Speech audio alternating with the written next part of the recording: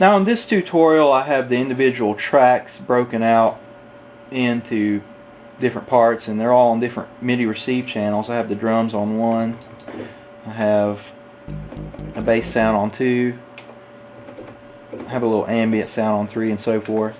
But I want to show another parameter too that we're going to cover. If you notice on channel 1 now, if we play the drum sounds, I have all the drum sounds up into a certain range. Just go ahead and cut off the arpeggiator there. Up to a certain range there's no more drum sounds, and then you go back down here and you're going to be able to play these for a little bit, and then it goes away. And this is because that when the performance was set up in performance mode, there was a limit ranges applied to the individual parts.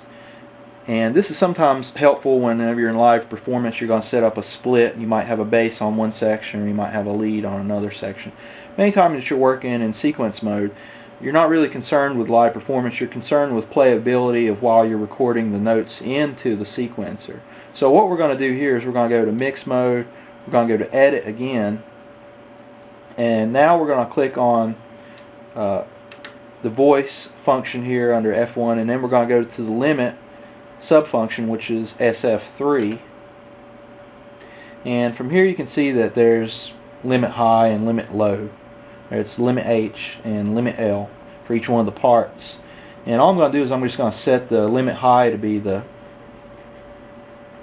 highest note number and the limit low to be the lowest note number. And you can see here that for parts 2, 3, and 4,